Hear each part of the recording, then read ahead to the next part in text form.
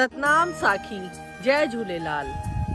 अज पाण गाल कंदासी रामचरित्र मानस अरण्य कांड में नव भक्तिन जो व्याख्यान कयो वयो आहे। मां ताजे समक्ष अज नव भक्तियों केड़ियों केड़ियों आहिनि ये ताजे समक्ष प्रस्तुत थी करा ॿुधायांव थी। पाण केड़े भी तरह जी भक्ति, केड़े भी तरह जो जप ध्यान पाण कीअं भी ईश्वर के पाए सघूं था। ही पंहिंजे मन जो पंहिंजे भाव जो ख्याल आहे। जरूरी कोन्हे पाण अमृत वेले उथूं, पाण केड़े भी तरह सां पाण खे जीअं भी केर ॿुधाए सम्झाए कि इन सां ही पाण खे ईश्वर मिलंदो, न ईअं कान्हे। मां तव्हांखे नव भक्तिन जे बारे में थी ॿुधायांव। पहिरीं भक्ति आहे कीर्तन। कीर्तन जेको पाण नाच गानो कंदा आहियूं, गाना कंदा आहियूं, भजन कंदा आहियूं, पाण ईश्वर के भजन जे द्वारा भी पाए सघूं था। पाण उन छेजुनि जे द्वारा भी पाण ईश्वर के पाए सघूं था।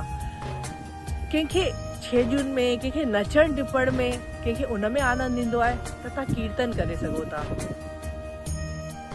ॿी भक्ति आहे श्रवण। श्रवण जेके पाण पंडालन में वेंदा आहियूं, जेके पाण सत्संग महात्मा ॾींदा आहिनि, पाण ॿुधंदा आहियूं, जेको पंहिंजे कननि खे, पंहिंजे हृदय खे सुठो लॻंदो आहे, उनखे चवंदा आहिनि श्रवण। श्रवण भक्ति के माण्हुनि खे उहा भक्ति वणंदी आहे त उहा उन लाइ सार्थक आहे। टी भक्ति स्मरण, जेको पाण निरंतर ईश्वर के पाण ध्याईंदा आहियूं, पाण अंदर मन में जाप पियो हलंदो आहे, पंहिंजो ध्यान पियो हलंदो आहे, पाण उन स्मरण में रहंदा आहियूं। टी भक्ति उहा आहे। चौथी भक्ति पाद सेवन। पाद सेवन कंहिंखे चइबो? जेको पंहिंजे पाण खे ईश्वर जे चरणनि में समर्पित करे तो कि मां तुंहिंजे चरणनि जो दास आहियां। इहा चौथी भक्ति। भक्ति आहे वंदन। वंदन पाण जेको पंहिंजे गुरुनि खे, पंहिंजे आचार्यनि खे, पंहिंजे माता पिता खे जेकी शेवा कंदा आहियूं, पाण उन्हनि जी जेकी वंदना कंदा आहियूं, उनखे चइबो अथव वंदन भक्ति। ॿी आहे दास्य, कि ईश्वर के पाण स्वामी ठाहे करे ऐं पाण उनजो दास ठही करे नमन करूं ऐं उनखे उन भाव सां ॾिसूं, उनखे चइबो अथव दास्य भक्ति। कहिड़ी अर्चन? जेकी अखो, पाण जेको अखो था पायूं, जेके चांवर, जेके नारियल, जेके मालाऊं, जेके पाण का भी सामग्री, अगर इहा पाण खे सम्झ घणई जगह ते, घणई माण्हुनि खे इहो पंहिंजो आडंबर लॻे, कुछ भी लॻे, पर इनखे चइबो अथव अर्चन। इहा अर्चन सामग्री जेको मन वचन कर्म सां पाण जेको ईश्वर खे अर्पण कंदा आहियूं न, इनखे चइबो अथव त अर्चन विधि। अठीं भक्ति आहे सांख्य।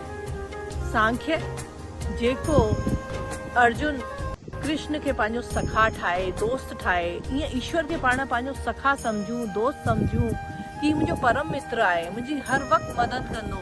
इहो समर्पण पंहिंजे अंदरि अचे थो, इहा भी हिकु भक्ति आहे। नाई भक्ति आत्मनिवेदन, जेको पाण पंहिंजो सरेंडर, पंहिंजी पूरी सत्ता या पंहिंजो पूरो समर्पण ईश्वर जे भाव सां कि जेको तूं करी, जेको मुंहिंजे लाइ उहो ई सुठो, पंहिंजी पूरी सत्ता जो, पंहिंजे पूरे जीवन जो जेको पाण आत्म अवलोकन करूं, उनखे पाण समर्पित करे रखूं, इहा आहे नाई भक्ति। ही 9 तरह जूं भक्तियूं आहिनि। इन में जंहिंमें जेको रस अचे हू ध्याए। ऐं इहे 9 भक्तियुनि सां पाण ईश्वर खे पाए सघूं था।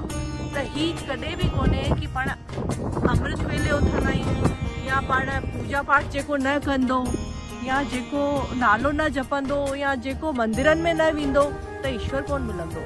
न, ही हरेक जो भाव, हरेक जी श्रद्धा, जंहिंखे जीअं ईश्वर खे पाइणो आहे उहो हूअं पाईंदो, पर भाव सचो खपे, मन सचो खपे, लिव सची खपे, उनजी आत्मा ईश्वर सां जुड़ियल हुजे त हू ईश्वर खे पाए सघे थो। सतनाम।